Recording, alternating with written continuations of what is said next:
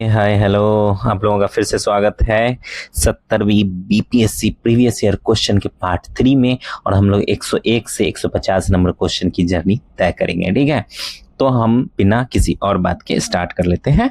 ठीक, 101 number question क्या कहता है? कहता है मलेरिया के लिए क्विनैन एक सामान्य दवा है जो एक पौधे से प्राप्त होती है। यह दवा पौधे के किस भाग से प्राप्त होती है? बस इतनी सी बात पूछिए, बताइए किस भाग से होती है? तने की छाल से। ठीक है, ए जो है इसका सही आंसर है, बार्क ऑफ द स्टेम। ठीक, उसी से प्राप्त होती है। तो मलेरिया जैसी खतरनाक बीमारी के इलाज के लिए क्विनैन जो है एक बहुत ही मशहूर दवाई है।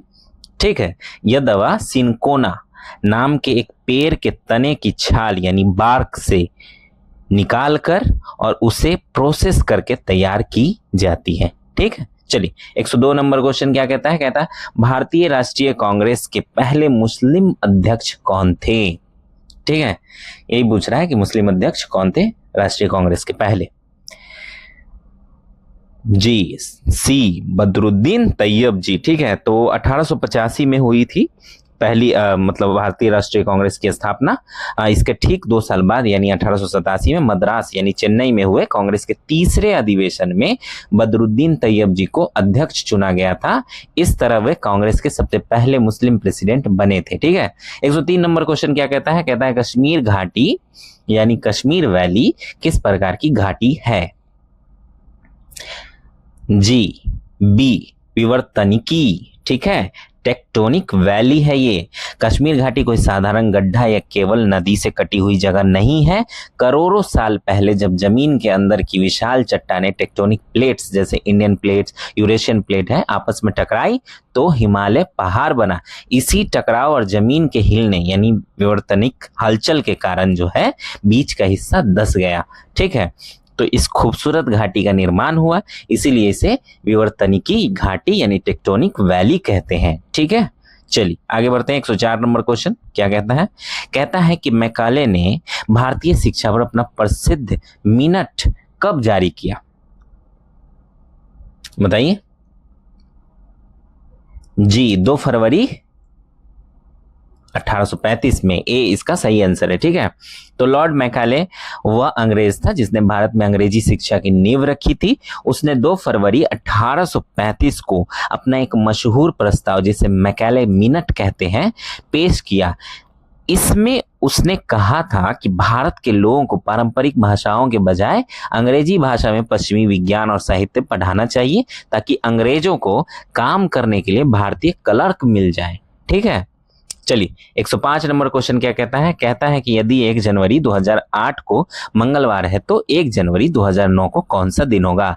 देखिए आराम से समझिएगा, आसानी से समझा देता हूं। ठीक है, देखिए बात हो रही है 2008 की, और 2008 को अगर हम 4 से भाग करें तो पूरा पूरा कट जाएगा। ठीक है, समझ गए?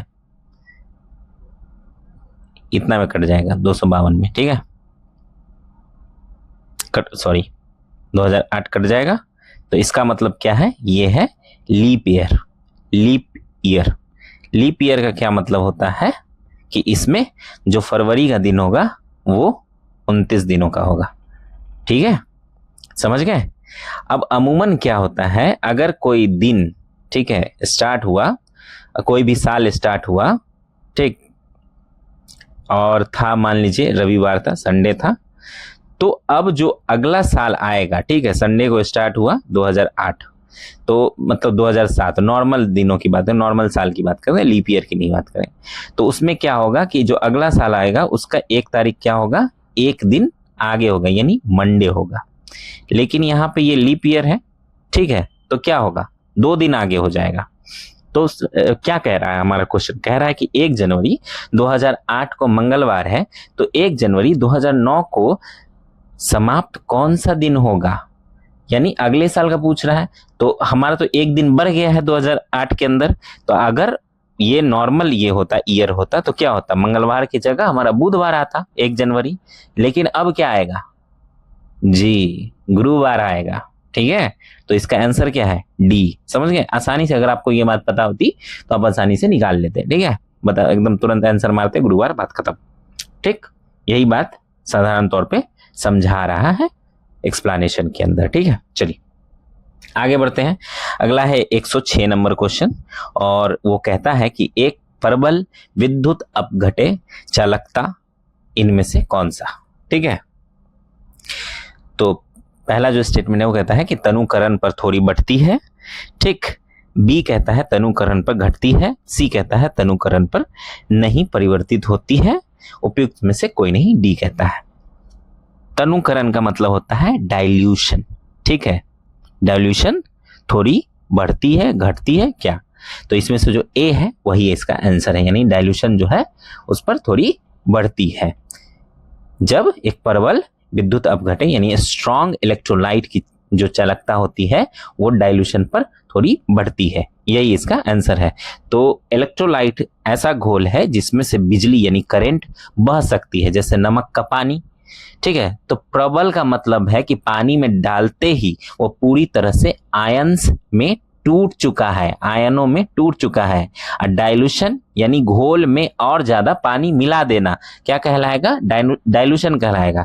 तो जब हम उसमें और पानी मिलाते हैं तो आयनों को घूमने फिरने के लिए ज्यादा जगह मिल जाती है, उनके बीच की रुकावट कम हो जाती है, जिससे वे और तेजी से दौड़ने लगते हैं। इसी वजह से पानी मिलाने पर उसकी चालकता थोड़ी बढ़ जाएगी। समझ गए? चलिए 107 नंबर क्वेश्चन क्या कहता है, कहता है कि संथाल विद्रोह आदिवासी आंदोलन कब हुआ था। ठीक है, बताइए। बहुत ही ज्यादा मेंस का फेमस जो है ये टॉपिक है संथाल विद्रोह, बहुत ज्यादा पूछता है, हर साल पूछता है। आपको प्रोमिनेंटली इस पे जो है अच्छे से अपनी आंसर राइटिंग करनी बहुत जरूरी है। ठीक है, तो ये जो साल था 1855 से 1856। ठीक है, तो ये अंग्रेजों और उनके जमींदारों के अत्याचार के खिलाफ भारत का एक बहुत बड़ा और पहला मजबूत आदिवासी विद्रोह था। ये आज के झारखंड, तब के बंगाल प्रेसिडेंसी के भागलपुर और राजमहल की पहाड़ियों के बीच 1855 से 56 में हुआ था। इसके मुख्य नेता दो सगे भाई थे जिनका नाम था सिद्धू और कान्हू। ठीक है, ये भी इंफॉर्मेशन दे दिया। चलिए आगे बढ़ते हैं। 108 नंबर क्वेश्चन कहता है कि भारतीय अंतरिक्ष अनुसंधान संगठन यानी इसरो के वर्तमान अध्यक्ष कौन है, यानी इस वक्त जिस वक्त पूछा गया था ये सवाल तो उसके अध्यक्ष कौन थे। एस सोमनाथ थे। ठीक है, ए इसका आंसर है। 109 नंबर क्वेश्चन की ओर बढ़ते हैं, और ये कहता है कि निम्नलिखित में से कौन ऑस्ट्रेलिया महाद्वीप से संबंधित नहीं है।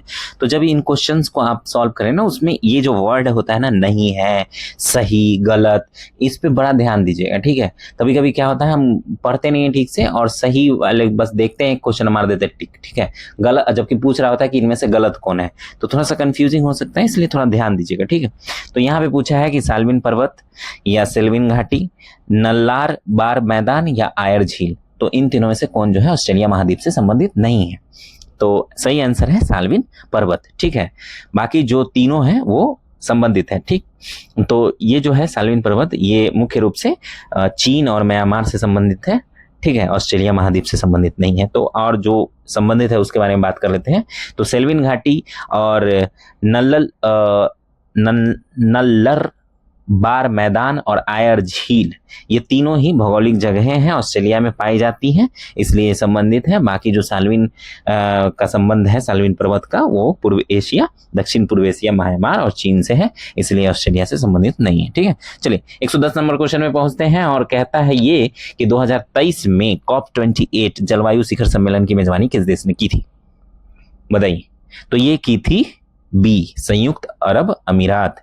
ठीक है, यूएई। तो कॉन्फ्रेंस ऑफ द पार्टीज, ये दुनिया भर के देशों की एक बड़ी मीटिंग होती है जहां सब मिलकर इस बात पर चर्चा करते हैं कि धरती को बढ़ते प्रदूषण और ग्लोबल वार्मिंग से कैसे बचाया जाए। साल 2023 के आखिरी में यह 28वीं मीटिंग जो हुई थी वो दुबई, संयुक्त अरब अमीरात में हुई थी। ठीक है, इसलिए इसका सही आंसर है बी। 111 नंबर क्वेश्चन क्या कहता है कि सूर्य के अध्ययन के लिए आदित्य L1 मिशन का पर स्थापित वैज्ञानिक उपकरणों यानी पे लोड्स की संख्या कितनी है। ठीक है, तो बताइए कितनी है। 7। ठीक है, ए इसका आंसर है। भारत ने सूरज पर रिसर्च करने के लिए अपना पहला स्पेस मिशन आदित्य L1 भेजा है। सूरज की गर्मी, उसकी किरणों और तूफानों की बारीकी से जांच करने के लिए सैटेलाइट के कुल 7 वैज्ञानिक उपकरण यानी पेलोड्स भेजे गए हैं। इनमें 4 उपकरण सीधे सूरज को देखेंगे और बाकी 3 उपकरण क्या करेंगे, आसपास के माहौल की जांच करेंगे। ठीक है, चलिए आगे बढ़ते हैं। 112 नंबर क्वेश्चन और कहता है कि अप्रैल 2020 में बिहार शिक्षा विभाग ने डीडी बिहार के माध्यम से निम्नलिखित कार्यक्रम शुरू किया था। कौन सा कार्यक्रम शुरू किया था बताइए?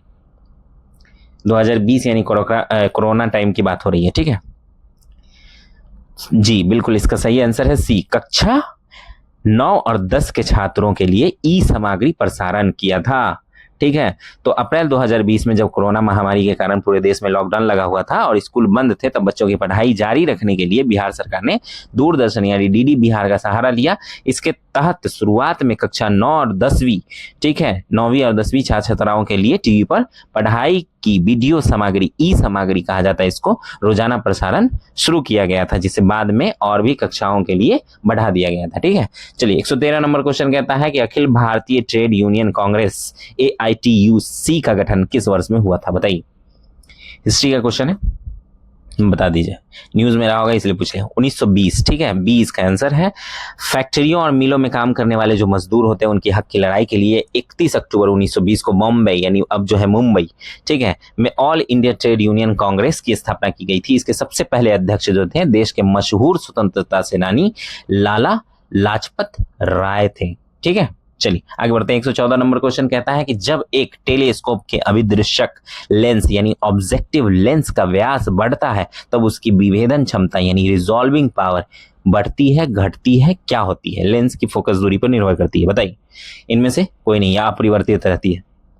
जी बिल्कुल बढ़ जाती है, ए इसका सही आंसर है। अभी दृश्यक लेंस यानी ऑब्जेक्टिव लेंस या दूरबीन या टेलीस्कोप का वह मुख्य अगला लेंस होता है जो सामने वाली वस्तु या तारों की तरफ रहता है। इसका व्यास जो है डायमीटर बड़ा होने के का मतलब है लेंस का आकार बड़ा होना। विभेदन क्षमता यानी रिजॉल्विंग पावर, इसका मतलब है कि टेलीस्कोप आसमान में बहुत पास पास स्थित दो तारों को कितना साफ और अलग अलग करके दिखा सकता है। विज्ञान का नियम है कि लेंस जितना बड़ा होगा वह उतना ही ज्यादा प्रकाश, लाइट इकट्ठा कर पाएगा, जिससे धुंधली चीजें जो है वो भी एकदम साफ और अलग अलग दिखाई देंगी। इसीलिए व्यास बढ़ने पर विभेदन क्षमता हमेशा बढ़ती है। ठीक है, 115 नंबर क्वेश्चन क्या कहता है? कहता है कि 2024 में इटली के प्रधानमंत्री कौन है? अब कौन है ये भी देख लीजिएगा। ठीक है जी जी, वही, हाँ, मेलोडी जी, जॉर्जिया मेलोनी। ठीक है, इटली अभी इटली से मिल गया है, इटली में मिल गया है हमारे प्रधानमंत्री। ठीक है, और मेलोडी चॉकलेट काफी फेमस हो गया। खैर, तो हम लोग इसकी व्याख्या पर चलते हैं। ठीक है, बी या ना चले? वर्तमान में भी वही है। ठीक है, अक्टूबर 2022 से पद पर बनी हुई है ये। ठीक, और G20 के दौरान भारतीय मीडिया में काफी चर्चा में रही थी ये। चलिए आगे बढ़ते हैं। 116 नंबर क्वेश्चन कहता है कि भारत के किस शहर को यूनेस्को ने भारत का पहला साहित्यिक शहर यानी सिटी ऑफ लिटरेचर घोषित किया है? बताइए।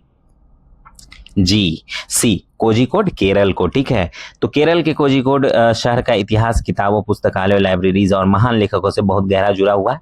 देख रहे हैं, जहां पढ़ाई होता है, जहां शिक्षा होती है, जहां पे इन सब चीजों की, वो कंट्री हो, चाहे अमेरिका की बात करें या फिर वो राज्य हो, जैसे केरल की बात करें, डेवलप होता है यार, वो आगे बढ़ता है, वो चीजों को लेके आगे बढ़ता है। वहाँ के लोग खुश होते हैं, वहाँ पे लिटरेसी इतना ज्यादा होता है, नौकरी होता है, हर चीज होता है वहाँ पे। जहाँ पे शिक्षा नहीं होगा ना, जहाँ पे अंधविश्वास होगा, दकियानुसी बातें होगी, लोग ऑर्थोडॉक्स होंगे, तो वो नहीं हो पाएगा, फिर डेवलप नहीं होता, वो फिर गरीबी और मतलब अजीब अजीब चीजों में फंस जाता है। खैर, तो हम लोग बात कर रहे थे केरल के कोझिकोड की। तो ठीक है, इसका इतिहास है कि किताबों, पुस्तकालय, लाइब्रेरी और महान लेखकों से गहरा जुड़ाव है। इसी संस्कृति और साहित्यिक योगदान को देखते हुए अंतर्राष्ट्रीय संस्था जो है यूनेस्को, उसने साल 2023 के अंत में इसे आधिकारिक तौर पर भारत का पहला सिटी ऑफ लिटरेचर यानी साहित्य का शहर घोषित किया था। ठीक है, तो 117 नंबर क्वेश्चन क्या कहता है? कहता है कि बिहार के किस जिले में विश्व प्रसिद्ध चित्रांकन यानी पेंटिंग मिलता है? बताइए किस जिले में मिलता है? जी बिल्कुल, मधुबनी, डी। ठीक है, मधुबनी पेंटिंग बहुत फेमस है। ठीक है, तो बिहार का जिला है मधुबनी। अपनी सदियों पुरानी और खूबसूरत मधुबनी पेंटिंग यानी मिथिला आर्ट के लिए पूरी दुनिया में मशहूर है। इसी पेंटिंग में प्राकृतिक रंगों जैसे हल्दी, पेड़ पौधों के रस का इस्तेमाल करके दीवारों, कपड़ों और कागजों पर देवी देवताओं, प्रकृति और लोक जीवन के सुंदर चित्र उकेरे जाते हैं। इसे भारत सरकार की तरफ से GI टैग भी मिला हुआ है। ठीक है, चलिए 118 नंबर क्वेश्चन क्या कहता है? एक ब्रिटिश नागरिक जो भारत में रह रहा है वह किस अधिकार की मांग नहीं कर सकता है? बताइए किस अधिकार की मांग ब्रिटिश नागरिक को नहीं मिलेगी? जो यहाँ के नागरिक है उन्हीं को मिलेगी।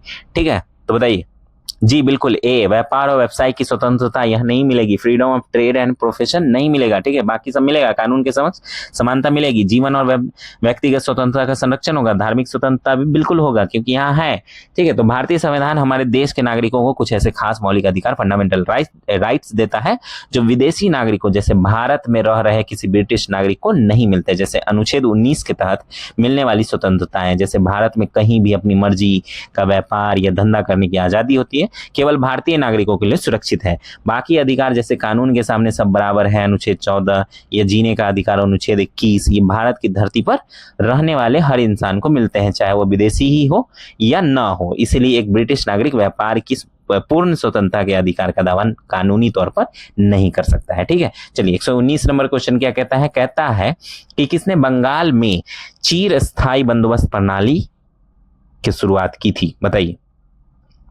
परमानेंट सेटलमेंट कह रहा है और कुछ नहीं, चिर स्थायी। सही हिंदी में पूछे, आप कसम से आपको इंग्लिश ना आती ना तो आप भी एकदम कंफ्यूज हो जाएंगे। तो परमानेंट सेटलमेंट की बात करिए तो हमने पहले भी इस पे बात की थी किसी डिस्कशन में, और वो था लॉर्ड कॉर्नवालिस, ठीक है। सी इसका सही आंसर है। तो चिर स्थायी बंदोबस्त यानी परमानेंट सेटलमेंट जो है, इसे जमींदारी प्रथा भी कहते हैं। ये सब बातों को एकदम नोट्स में है ना, नोट कर लीजिए कहीं पे, ठीक है, बार बार पूछता है। साल 1793 था, इसमें अंग्रेजों के गवर्नर थे जनरल लॉर्ड कॉर्नवालिस। इसने जो क्या किया था, बंगाल, बिहार और उड़ीसा में लागू किया था इसको, ठीक है। इसके तहत अंग्रेजों ने जमींदारों के साथ एक हमेशा के लिए परमानेंट टैक्स की रकम तय कर दी। जमींदारों को किसानों से जबरन लगान वसूल कर उसका एक बड़ा हिस्सा अंग्रेजों को देना होता था, चाहे फसल अच्छी हो या खराब हो या कुछ भी हो, ठीक है। वो पूरा पूरा डिपेंड करता था वहां के जमींदारों पर, ठीक है। चलिए 120 नंबर क्वेश्चन कहता है कि केंद्रीय विधानसभा सेंट्रल लेजिस्लेटिव असेंबली में हानि रहित बम यानी हार्मलेस बम किसने फेंके थे? बताइए, बता दीजिए किसने फेंका था? जी, इसमें बहुत सारे लोग थे, इनमें जो भी दिया हुआ है ऑप्शन में, ठीक है। तो 8 अप्रैल 1929 को दिल्ली की सेंट्रल असेंबली में भगत सिंह, बटुकेश्वर दत्त दोनों ने मिलकर बम फेंके थे। चूंकि विकल्प ए, सी दोनों सही है, इसलिए डी जो है इसका सही आंसर होगा। उनका मकसद किसी की जान लेना नहीं था, बल्कि अंग्रेजों के दमनकारी कानून यानी पब्लिक सेफ्टी बिल का विरोध करना था। बम फेंकने के बाद उन्होंने भागने के बजाय खुद को गिरफ्तार करवाया और नारा दिया, बहरों को सुनाने के लिए धमाके की जरूरत होती है, ठीक है। चलिए आगे बढ़ते हैं। 121 नंबर क्वेश्चन क्या कहता है? कहता है कि किस बीज सीड का उपयोग अभियांत्रिकृत हीरो यानी लैब ग्रोन डायमंड्स के उत्पादन में होता है? देखिए इस पे दोबारा से एक क्वेश्चन है, ठीक है, और इसका सही आंसर है ग्रेफाइट का, ठीक। तो लैब ग्रोन डायमंड्स जो होते हैं ये असली हीरे होते हैं जिन्हें खादान से निकालने के बजाय लैब में मशीनों द्वारा कृत्रिम रूप से तैयार किया जाता है। हीरा और ग्रेफाइट दोनों ही क्या है? कार्बन के रूप है। लैब में हीरे बनाने के लिए ग्रेफाइट या शुद्ध कार्बन के एक छोटे से टुकड़े को जिसे सीड कहते हैं पर बहुत ज्यादा तापमान और दबाव डाला जाता है, उतना ही जितना वो जमीन के अंदर फील करता है, तो जिससे वो धीरे धीरे क्या होता है, शुद्ध चमकीले हीरे में बदल जाता है, समझ गए। तो इस तरह कृत्रिम हीरा बनाया जाता है। खैर 122 नंबर क्वेश्चन कहता है कि बिहार के किस जिले में मखाना यानी फॉक्स नट कहते हैं मखाना को, ठीक है, इंग्लिश में, का उत्पादन सबसे अधिक होता है, ठीक। तो कौन से जिले में होता है? मधुबनी में होता है, ठीक है। दिए गए विकल्पों में मधुबनी में होता है, ऐसे सबसे ज्यादा बताता हूँ कहाँ होता है। पूरी दुनिया का लगभग 80 से 90% मखाना जो है अकेले बिहार में उगता है। बिहार के दरभंगा के मधुबनी, कटिहार, पूर्णिया इसके गढ़ हैं। दिए गए 4 विकल्पों में पटना, मधुबनी, मुजफ्फरपुर, वैशाली में मधुबनी जो है वो जिला मखाना उत्पादन में सबसे आगे है इसलिए, ठीक है। बाकी गढ़ जो है वो कौन कौन सा है? मधुबनी, कटिहार, पूर्णिया, ठीक। चलिए आगे बढ़ते हैं। 123 नंबर क्वेश्चन क्या कहता है? कहता है कि प्रसिद्ध पुस्तक गुलामगिरी के लेखक कौन है? देखिए बहुत ही आसान क्वेश्चन, ठीक है। गुलामगिरी के लेखक हैं ज्योतिबा फूले, ठीक। बी जो है इसका सही आंसर है। महान समाज सुधारक थे महात्मा ज्योतिबा फूले इनका नाम था, ठीक है। साल 1873 में गुलामगिरी स्लेवरी नाम की यह ऐतिहासिक किताब लिखते हैं। इन्होंने जो है ये इस किताब में जातिवाद, छुआछूत, सामाजिक असमानता के खिलाफ निचली जातियों को जो जागरूक करने के लिए लिखी थी ये किताब। इस किताब में यही सब बात लिखते हैं और इसे उन अमेरिकी लोगों को समर्पित किया था जिन्होंने अश्वेत गुलामों को आजाद कराने के लिए लड़ाई लड़ी थी, ठीक है, समझ गए। चलिए 124 नंबर क्वेश्चन क्या कहता है? कहता है कि डालमेटियम तट, ठीक है, यानी डालमेटियम कोस्ट क्या है? तो ये क्या है? ये है कास्ट जन्य पर्वत पदीय, ठीक है, इसको इंग्लिश में कहेंगे कास्ट सबमर्जेंस कोस्ट, ठीक, इसका सही आंसर है ए, ठीक है। यूरोप के एड्रियाटिक सागर, ठीक है, के किनारे स्थित डालमेटियम तट दुनिया में अपनी खास बनावट के लिए जाना जाता है। यहाँ चूना पत्थर यानी लाइमस्टोन वाली पहाड़ियां समुद्र के समानांतर फैली हुई हैं। जब समुद्र का पानी बढ़ा तो पहाड़ों के बीच की घाटियां पानी में ही डूब गईं और चोटियां जो है टापू, ठीक ना, की तरह दिखने लगी और चूना पत्थर वाले इस पूरे इलाके की बनावट को भौगोलिक भाषा में कास्ट या पर्वत पदीय तटीय संरचना कहा जाता है। समझ गए? चलिए 125 नंबर क्वेश्चन क्या कहता है, निम्नलिखित में से कौन सा केंद्रीय बैंक, जैसे भारत का आरबीआई है उस तरह काम करता है, बताइए। निम्नलिखित में से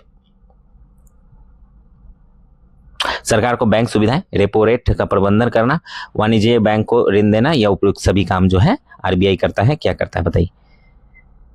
सभी काम करता है, ठीक है। तो देश का जो केंद्रीय बैंक है, जैसे भारत का आरबीआई बैंक है, आम जनता के लिए नहीं बल्कि पूरे देश की अर्थव्यवस्था के लिए काम करता है। सरकार को बैंक की सुविधाएं देता है, ये सरकार का खाता संभालता है और जरूरत पड़ने पर सरकार को लोन भी देता है। रेपो रेट का प्रबंधन करता है, महंगाई को कंट्रोल करने के लिए यह ब्याज दरें रेपो रेट तय करता है। वाणिज्यिक बैंक जो होता है उसको भी ये ऋण देता है। जब एसबीआई, पीएनबी जैसे कॉमर्शियल बैंक जो होते हैं उनको पैसों की जरूरत होती है तो वे केंद्रीय बैंक से ही कर्जा लेते हैं। इसलिए तीनों ही केंद्रीय बैंक के मुख्य कार्य हैं। 126 नंबर क्वेश्चन कहता है कि एक पेड़ के तने में मिट्टी यानी मृदा सतह से 1 मीटर दूरी पर एक कांटी ढोंकी जाती है, कांटी ठोकी जाती है। खैर 2 वर्ष बाद वह कांटी ऊपर जाएगी, उसी जगह पर रहेगी, अलग अगल बगल हो जाएगी या उपयुक्त में से कोई नहीं, बताइए। जी बिल्कुल उसी जगह पर रहेगी, will remain at the same place, ठीक है। तो यह जीव विज्ञान यानी बायोलॉजी का एक बहुत ही दिमागी और मजेदार सवाल है, ठीक। पेड़ पौधों की लंबाई जो होती है, वर्टिकल ग्रोथ हमेशा उनके सबसे ऊपरी हिस्से यानी शीर्ष एपिकल मेरिस्टेम से बढ़ती है, नीचे तने से नहीं। तना जो होता है वो समय के साथ केवल मोटा होता है, सेकेंडरी ग्रोथ होता है, ठीक है, ऊंचा नहीं होता है, ऊंचाई पर नहीं उठता है। इसलिए अगर आपने जमीन से 1 मीटर ऊपर तने में कील ठोकी है तो पेड़ चाहे कितना भी लंबा हो जाए वह कील 2 साल 10 साल बाद भी जमीन से ठीक 1 मीटर की ऊंचाई पर उसी जगह रहेगी। बस पेड़ जो है वो मोटा होने के कारण वह कील थोड़ी अंदर धंस सकती है, ठीक। बस इतना ही से बात है। 127 नंबर क्वेश्चन कहता है कि मिलान कीजिए सूची 1 को सूची 2 से। कुंवर सिंह, जगदीशपुर, हजरत महल, खान बहादुर, मौलवी अहमदुल्ला, ठीक है। तो यहाँ पे कुंवर सिंह जो है वो उनका होगा तीसरा। तो ए का तीसरा किस में है? ए में, ठीक। ए जो है उसमें होगा तो बी का होगा चौथा और सी का दूसरा और डी का होगा 1, ठीक है, समझ गए। तो कुंवर सिंह जगदीशपुर, बिहार के भोजपुर जिले के जगदीशपुर के रहने वाले 80 साल के जमींदार बाबू कुंवर सिंह जो है इस उम्र में भी अंग्रेजों के छक्के छुड़ा दिए थे। बाद में फिर उनका देहांत हुआ, ठीक है। खैर उसी लड़ाई के बाद 1857 में। और हजरत महल जो है वो लखनऊ से रिलेटेड है, बेगम हजरत महल इनका नाम था, ठीक है। और ये अवध से क्रांति 1857 की कमान इन्होंने संभाली थी और अपने छोटे बेटे को नवाब घोषित करके अंग्रेजों से लोहा ले लिया था। खान बहादुर जो है वो बरेली से रिलेटेड है। रोहिल्ला के वंशज खान बहादुर ने उत्तर प्रदेश के बरेली क्षेत्र में विद्रोहियों का नेतृत्व किया था। मौलवी अहमदुल्ला, ठीक है, फैजाबाद, मौलवी अहमदुल्ला शाह ने फैजाबाद से अंग्रेजों के खिलाफ बगावत का झंडा बुलंद किया था। अंग्रेज इनसे इतने खौफजदा थे कि इन पर 50,000 का इनाम रखा गया था पकड़ने के ऊपर, ठीक है। चलिए आगे बढ़ते हैं। अगला 128 नंबर क्वेश्चन कहता है कि सिंधु घाटी सभ्यता के किस प्रमुख नगर का पश्चिमी एशिया से व्यापारिक संबंध था? बताइए किस नगर का था? जी बिल्कुल लोथल का था, ठीक है। सी इसका सही आंसर है। लोथल जो है आज के गुजरात में भोगवा नदी के किनारे स्थित सिंधु घाटी सभ्यता का एक बहुत बड़ा बंदरगाह था, डॉकयार्ड था। यहाँ से पानी के जहाजों के जरिए पश्चिमी एशिया जैसे मेसोपोटामिया, ओमान से व्यापार होता था। खुदाई में यहाँ से विदेशों की मोहरें और सामान भी मिले हैं जो इस बात का पक्का सबूत देते हैं, ठीक है। चलिए 129 नंबर क्वेश्चन क्या कहता है कि निम्न में से कौन सा छाया शैडो की उत्पत्ति के लिए जिम्मेदार है? बताइए। जी प्रकाश का प्रोपगेशन, ठीक है, रेक्टाइलिनियर प्रोपगेशन, ठीक, ऋजुरेखीय प्रसार, ठीक। चलिए सी जो है इसका सही आंसर है। तो रेक्टाइलिनियर प्रोपगेशन कहते हैं इसको इंग्लिश में, ऋजुरेखीय प्रसार, ठीक है। तो इसका सीधा और आसान मतलब है कि प्रकाश हमेशा बिल्कुल सीधी लाइन में चलती है, ठीक है। जब प्रकाश सीधी रेखा में जा रही हो और उसके रास्ते में कोई ऐसी चीज जैसे हमारा हाथ या कोई भी दीवार आ जाए जिसके आर पार रोशनी न जा सके, तो प्रकाश मुड़कर उसके पीछे नहीं जा पाता। इसी वजह से उस वस्तु के ठीक पीछे क्या होता है, अंधेरा हो जाता है, अंधेरा हिस्सा बन जाता है, जिसे हम छाया या परछाई कहते हैं। इसीलिए छाया की उत्पत्ति के लिए जिम्मेदार क्या है, प्रकाश का ऋजुरेखीय प्रसार, ठीक है। चलिए आगे बढ़ते हैं। 130 नंबर क्वेश्चन क्या कहता है, कहता है कि राष्ट्रीय कांग्रेस के ईस्वी सन 1922 में गया का अधिवेशन के अध्यक्ष कौन थे, बताइए कौन थे, गया के अधिवेशन के अध्यक्ष कौन थे, बिहार में हुआ था। जी बिल्कुल, चित्तरंजन दास, ठीक है, CR दास इनको कहते हैं। और यहाँ पे चित्तरंजन पार्क है दिल्ली के अंदर, आप घूमिए, वहाँ पे आपको बंगाल के बहुत अच्छे अच्छे व्यंजन और क्या कहते हैं उसको, मिठाइयाँ मिल जाएंगी, ठीक है, और भी चीज़ें मिलेंगी, अच्छी जगह। खैर, तो चित्तरंजन दास ए है इसका सही आंसर। और साल 1922 में बिहार के गया जिले में कांग्रेस का एक बहुत ही ऐतिहासिक सालाना अधिवेशन होता है, मीटिंग होती है। इस मीटिंग के अध्यक्ष देशबंधु चित्तरंजन दास थे। इसी अधिवेशन के बाद विचारों में मतभेद के कारण जो है उन्होंने मोतीलाल नेहरू के साथ मिलकर कांग्रेस से अलग स्वराज पार्टी का गठन किया था 1923 में, ठीक है। चलिए आगे बढ़ते हैं। 131 नंबर क्वेश्चन कहता है कि यूपीआई का विस्तृत रूप क्या है, यानी फुल फॉर्म बताने के लिए कह रहा है, ठीक है। तो इसका फुल फॉर्म है यूनिफाइड पेमेंट इंटरफेस, ठीक, ए इसका सही आंसर है। हम सब रोज मोबाइल में ऐसे पैसे ट्रांसफर दुकान स्कैन करते ही हैं, ठीक है। तो फोन पे, गूगल पे, पेटीएम का इस्तेमाल कर रहे हैं। ये पूरी जो व्यवस्था है, जिस तकनीक पर काम करती है, उसको यूपीआई कहते हैं। इसका पूरा नाम है यूनिफाइड पेमेंट इंटरफेस, ठीक है।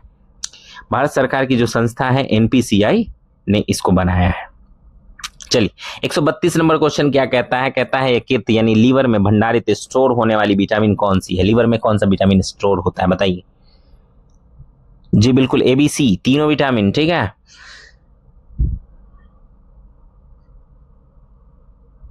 तो लीवर जो है मुख्य रूप से जो वसा होता है, फैट होता है, घुलनशील विटामिन होता है, जैसे A, D, E, K तथा विटामिन B12 को स्टोर करता है।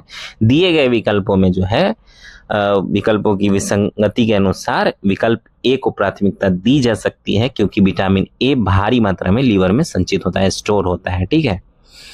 तो हमारा लीवर जो है हमारे शरीर का एक बड़ा गोदाम है। जब हम खाना खाते हैं तो हमारा शरीर उसमें से जरूरी विटामिन को निकालकर लीवर में जमा कर लेता है, ताकि जरूरत पड़ने पर उनका इस्तेमाल किया जा सके। जैसे विटामिन A इनमें सबसे प्रमुख है, जो सालों तक लीवर में स्टोर रह सकता है, ठीक है, समझ गए जी।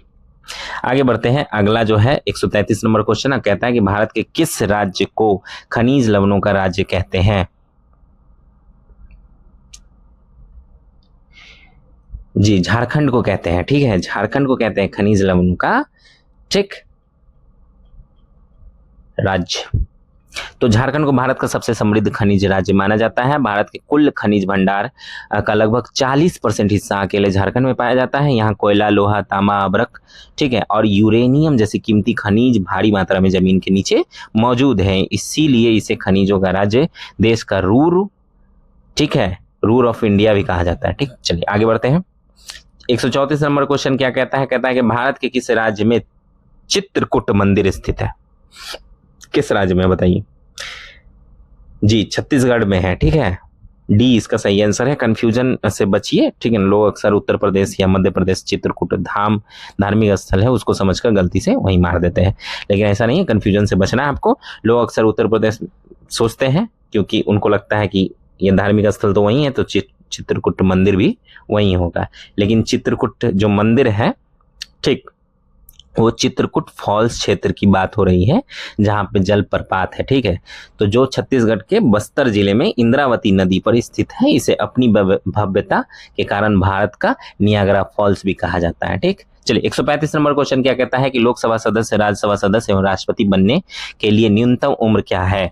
तो पूछ रहा है कि तीनों चीज का उम्र पूछ रहा है, ठीक है। लोकसभा सदस्य 30, 25 और राज्यसभा के लिए 30 और राष्ट्रपति बनने के लिए 35। ठीक है, तो इसका सही आंसर है डी। समझ गए? तो भारत के संविधान के अनुसार जो है अलग अलग बड़े पदों पर बैठने के लिए एक न्यूनतम मिनिमम उम्र तय है। लोकसभा सदस्य सांसद नेता होते हैं, ठीक है, कम से कम 25 वर्ष, तभी प्रधानमंत्री भी 25 वर्ष की उम्र में बन सकते हैं। राज्यसभा सदस्य जो है वो बुजुर्गों का, विचारकों का सदन है, अपर हाउस कहा जाता है, इसलिए कम से कम 30 वर्ष का उम्र होना चाहिए आपका। राष्ट्रपति या राज्यपाल देश का सबसे सर्वोच्च नागरिक पद है, इसलिए कम से कम 35 वर्ष। कर्म के अनुसार जो है उत्तर डी ही सही आंसर है। ठीक है, चलिए आगे बढ़ते हैं। 136 नंबर क्वेश्चन कहता है कि चुंबकीय बल के मापन की इकाई क्या है? चुंबकीय बल को यानी बस आपका एसआई कहते हैं ना, मात्रक पूछ रहा है और कुछ नहीं। ठीक है, तो मापन की इकाई क्या है बताइए?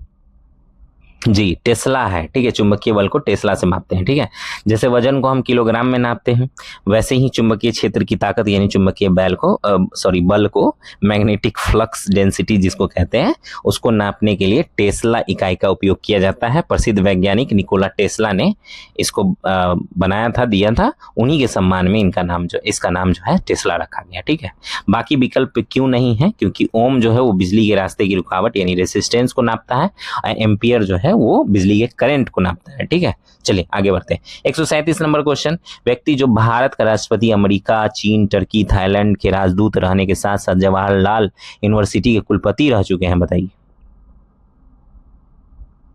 कौन है वो व्यक्ति? जी, के.आर. नारायण उनका नाम था, के.आर. नारायण ए। ठीक है, तो श्री कोचेरिल रामन नारायण के.आर. नारायण भारत के 10वें राष्ट्रपति थे। राजनीति में आने से पहले वो एक बहुत बड़े राजनयिक, ठीक है, आईएफएस अधिकारी थे। ठीक है, इंडियन फॉरेन सर्विस में थे, जिन्होंने अमेरिका, चीन, तुर्की जैसे देशों में भारत के राजदूत के रूप में काम किया। इसके साथ ही वह दिल्ली के मशहूर जवाहरलाल नेहरू यूनिवर्सिटी यानी जेएनयू के वाइस चांसलर, कुलपति भी रहे थे। ठीक, चलिए 138 नंबर क्वेश्चन क्या कहता है? कहता है कि डीवी द्वीप किसकी सरिताओं के मध्य स्थित है? बताइए। सरिता का मतलब होता है डिस्ट्रीब्यूटरीज। ठीक है, मतलब किसकी डिस्ट्रीब्यूटरीज यानी उनकी सहायक नदियों के बीच स्थित है, उसकी शाखाओं के बीच स्थित है डीवी द्वीप। तो बताइए।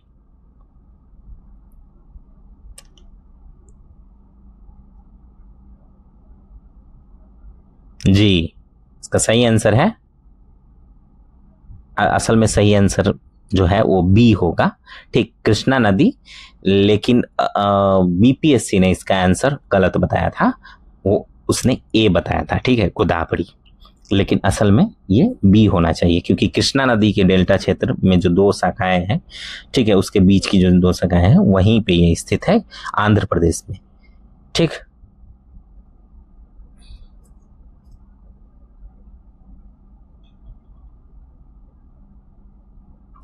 तो जब कृष्णा नदी बंगाल की खाड़ी में गिरने वाली होती है तो वह कई छोटी छोटी नदियों यानी शाखाओं में बढ़ जाती है। इन्हीं 2 शाखाओं के बीच जो जमीन का हिस्सा पानी से घिर जाता है उसे द्वीप कहते हैं। यही डीवी द्वीप जो है, डीवी सीमा इसको कहते हैं, जो बहुत उपजाऊ क्षेत्र होता है। ठीक है, तो इसका सही आंसर है कृष्णा, बी। ठीक, चलिए 139 नंबर क्वेश्चन क्या कहता है? कहता है कि रीजनिंग डायग्राम है, इसको सॉल्व कीजिए। कौन सा अंक उन पुरुषों को दर्शाता है जो कि व्यवसायिक और करोड़पति है? देखिए एकदम बहुत नॉर्मल है, मैं इसको ना एकदम आराम से आपको समझाता हूं। देखिए, पूछ रहा है कि इनमें से एक तो पुरुष भी और व्यवसाय करने वाला और करोड़पति, ठीक है, तो क्या है इसका? देखिए इसके सवाल में ही इसका जवाब है। कहता है कि त्रिभुज पुरुषों को दर्शाता है, यानी ये जो त्रिभुज है इसमें जितने हैं वो पुरुष हैं, यानी 3, 10, 12, 13 ये चारों क्या है? पुरुष है। ठीक, जो आयत है, ये जो आयत है ये व्यवसाय को दर्शाता है, तो 12, 10, 8 ये व्यवसाय मतलब बिजनेस वाले बिजनेसमैन है, और वृत्त जो है वो करोड़पति को दर्शाता है। ठीक, तो कौन सा अंक उन पुरुषों को दर्शाता है जो व्यवसायी करोड़पति दोनों हो? ठीक है, यही बात पूछा है। तो 10 क्या है, यही एक ऐसा है जो तीनों में कॉमन है, यानी वृत्त में भी है और त्रिभुज में भी है और आयत में भी है। तो जो 10 है ऑप्शन ए वही इसका सही आंसर है। ठीक है, तो ए इसका सही आंसर है। समझा दिया आपको। चलिए आगे बढ़ते हैं। 140 नंबर क्वेश्चन कहता है निम्नलिखित में से कौन सा राजकोषीय नीति का एक उपकरण है, बताइए। राजकोषीय नीति यानी फिस्कल पॉलिसी, ठीक है जी। टैक्स जो है उसका एक उपकरण है, ठीक है। तो डी इसका सही आंसर है। राजकोषीय नीति होती है पॉलिसी, जो फिस्कल पॉलिसी होती है, यह सरकार की नीति होती है जिससे वह देश की कमाई और खर्चे को संभालती है। टैक्स जो होता है वो एक्चुअली टैक्स लगाना और उसे वसूलना सरकार का काम है, इसलिए राजकोषीय नीति का हिस्सा है। बाकी जो विकल्प दिए गए हैं वो क्यों नहीं है। साख सीमा, बैंक दर और नगद आरक्षित अनुपात यानी CRR, ये तीनों देश के केंद्रीय बैंक जैसे भारत के लिए RBI की मौद्रिक नीति यानी ये मॉनेटरी पॉलिसी के हिस्सा है, न कि सरकार। ठीक है, चलिए आगे बढ़ते हैं। अगला क्वेश्चन 141 नंबर क्वेश्चन कहता है कि वाष्प methane reforming, steam methane reforming तकनीक के उपयोग से क्या प्राप्त करते हैं, बताइए जी। ग्रे हाइड्रोजन प्राप्त करते हैं, सी इसका सही आंसर है। तो ग्रे हाइड्रोजन क्या होता है, जब हम मीथेन गैस यानी CH4 को बहुत तेज गर्म करते हैं, जो उसका स्टीम होता है ना उसके साथ मिलाते हैं, तो रासायनिक क्रिया के बाद हाइड्रोजन गैस अलग हो जाती है। चूंकि इस पूरी प्रक्रिया में बड़े पैमाने पर कार्बन डाइऑक्साइड गैस भी निकलती है जो पर्यावरण के लिए अच्छी नहीं है, इसलिए इस तकनीक से बनी हाइड्रोजन को ग्रे हाइड्रोजन कहा जाता है, नाम दिया गया है। समझ गए। चलिए आगे बढ़ते हैं। 142 नंबर क्वेश्चन कहता है कि भारत में वित्त आयोग फाइनेंस कमीशन का प्राथमिक कार्य क्या है। प्राथमिक कार्य पूछा है। राष्ट्रपति को वित्तीय मामलों में परामर्श देना, नहीं। वार्षिक बजट तैयार करना, नहीं। संघ एवं राज्य सरकारों के मंत्रालय को निधि का आवंटन करना, नहीं। इसका काम है केंद्र और राज्यों के मध्य राजस्व का बंटवारा करना। ठीक है, तो डी इसका सही आंसर है। ठीक है, पूरे देश में जो भी टैक्स वसूला जाता है, पैसा इकट्ठा होता है, वो केंद्र सरकार के पास जाता है। अब दिल्ली में बैठी सरकार उन पैसों को क्या करती है, किसको कितना हिस्सा देना है, किस राज्य को कितना देना है, यूपी को, बिहार को, केरल को कितना देगी, इसका फैसला करने का जो मुख्य काम होता है वो वित्त आयोग का होता है। ठीक है, यह हर 5 साल में अपनी रिपोर्ट सौंपता है, ठीक, संसद में। चलिए आगे बढ़ते हैं। 143 नंबर क्वेश्चन कहता है कि 1857 का विद्रोह किसके द्वारा पहली बार प्रथम भारतीय स्वतंत्रता संग्राम के रूप में वर्णित किया है। तो वीडी सावरकर बहुत बार पूछ चुका है। ठीक है, विनायक दामोदर सावरकर, ठीक है, इनका पूरा नाम था। ठीक है, इन्होंने ही सबसे पहले कहा कि प्रथम भारतीय स्वतंत्रता संग्राम था 1857, ना कि म्यूटनी था। ठीक है,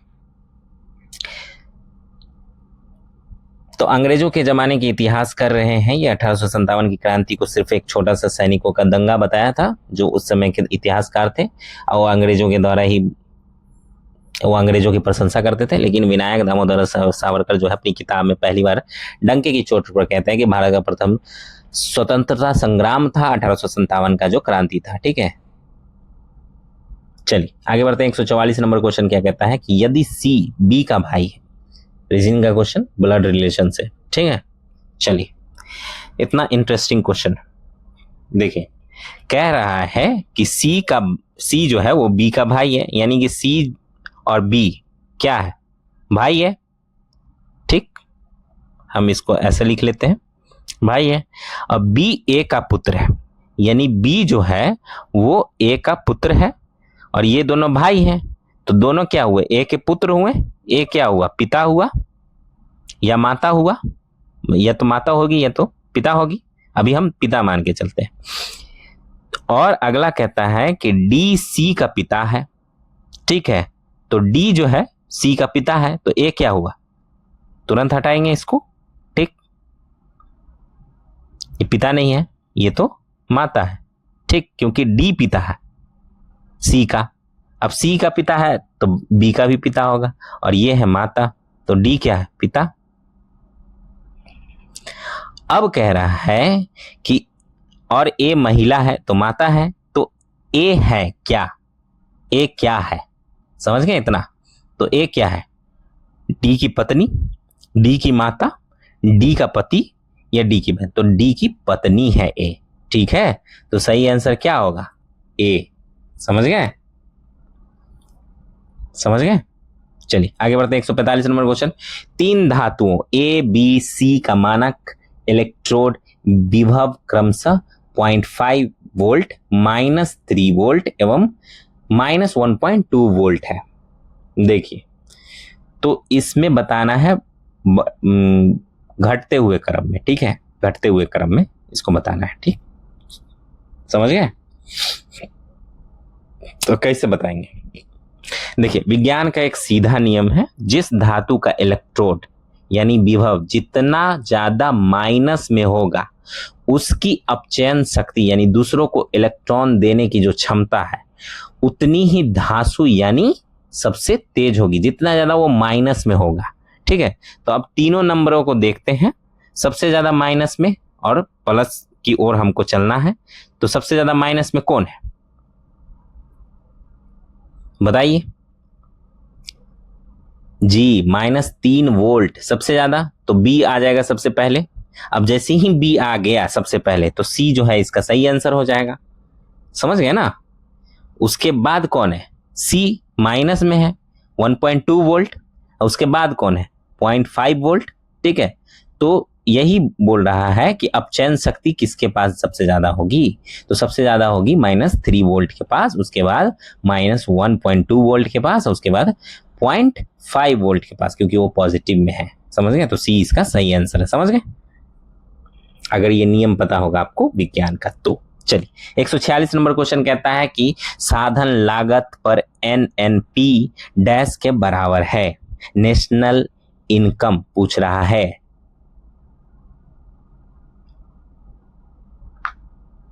बता ही दिया मैंने। ठीक है, राष्ट्रीय आय इसका सही आंसर है। ठीक है, NNP किसके बराबर होता है? राष्ट्रीय आय के। फैक्टर कॉस्ट जो है साधन लागत, वो राष्ट्रीय आय के बराबर होता है। तो साधन लागत जो है फैक्टर कॉस्ट, यानी किसी चीज को बनाने में लगी असली लागत, जैसे मजदूरी, किराया, कच्चा माल, ये सब जो असली लागत होते हैं इसको NNP नेट नेशनल प्रोडक्ट यानी शुद्ध राष्ट्रीय उत्पाद। जब हम साधन लागत पर पूरे देश के शुद्ध उत्पादन यानी NNP एट फैक्टर कॉस्ट को नापते हैं तो अर्थशास्त्र की भाषा में उसे ही देश की असली राष्ट्रीय आय नेशनल इनकम कहा जाता है। समझ गए? चलिए 147 नंबर क्वेश्चन क्या कहता है? कहता है कि मिलान कीजिए।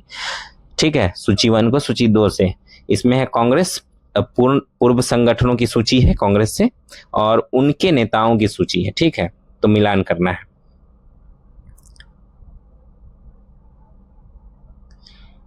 इंडियन एसोसिएशन, उसके नेता कौन?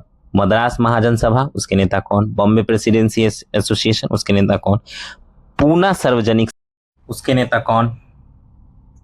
ठीक है, तो इन चारों का मिलान करना है कि इनके नेता कौन थे। ठीक है, तो यहाँ पे आ जाइए, मिलान करते हैं। तो इसका सही आंसर बताइए आप। ठीक है, तो इसका सही आंसर है सी। ठीक, 1 का 4, बी का 2, सी का 1 और डी का 3।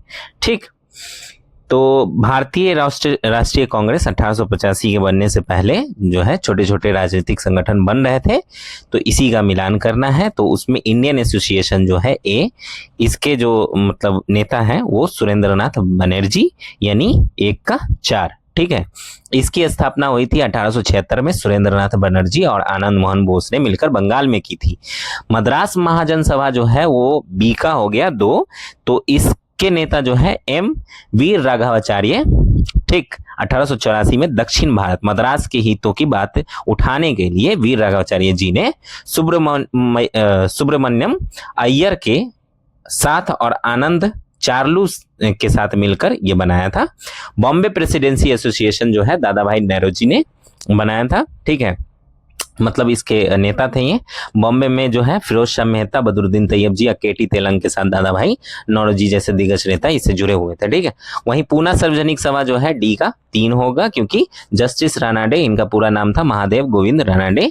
इन्होंने साल 1870 में जो है गणेश वासुदेव जोशी से मिलकर महाराष्ट्र के लोगों के बीच और सरकार के बीच ब्रिज का काम करने के लिए इसको बनाया था। ठीक है, चलिए 148 नंबर क्वेश्चन में पहुंचेंगे और कहता है 148 नंबर क्वेश्चन कि 100 डिग्री सेल्सियस पर वायु में जलने की तुलना में 100 डिग्री सेल्सियस यानी 100 डिग्री सेल्सियस पर वाष्प यानी स्टीम भाप से जलने से ज्यादा खतरनाक होता है। क्या होता है, मतलब आप मैंने भाप से जल जाए तो वो ज्यादा जलन देता है, लेकिन ऐसे जल जाए मतलब नॉर्मल अब बाहर तो वो उतना नहीं जलन देता, जलन तो वो भी देता है। तो वही है, तो यहाँ पे स्टेटमेंट दिया हुआ है कम वाष्पीकरण की गुप्त ऊष्मा के कारण कम खतरनाक, कम वाष्पीकरण की गुप्त ऊष्मा के कारण ज्यादा खतरनाक, ज्यादा वाष्पीकरण की गुप्त ऊष्मा के कारण ज्यादा खतरनाक। तो ये आंसर जो है सी इसका सुटेबल आंसर है और यही इसका आंसर है। ठीक है, तो क्या होता है कि 100 डिग्री सेल्सियस पर उबलता हुआ जो पानी है, गर्म हवा और 100 डिग्री सेल्सियस पर जो भाप होता है, दोनों का तापमान भले ही बराबर होता है, लेकिन जब भाप से जलता है तो वो ज्यादा खतरनाक होता है।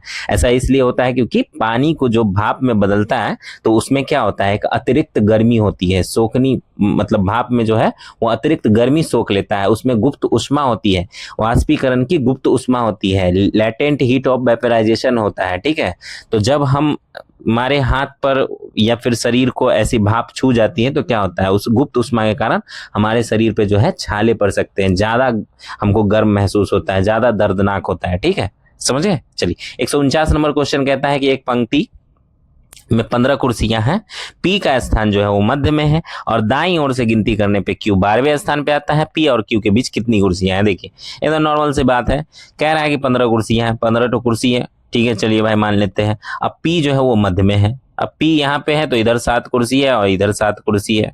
ठीक है, मध्य में है, 14 कुर्सी इधर हो गया, बीच वाला जो पी है वो 15वें पे है। तो 7 कुर्सी अगर इधर है दाएं साइड के हिसाब से तो ये 8वें नंबर पे है। ठीक, और कह रहा है कि 12वें नंबर पे क्यू है, क्यू यहाँ पे है, तो इन दोनों के बीच में कितनी कुर्सियां होंगी, तीन ही कुर्सियां होंगी ना जी, 8 से 12 के बीच में। तो क्या आंसर होगा, अपना ए आंसर होगा।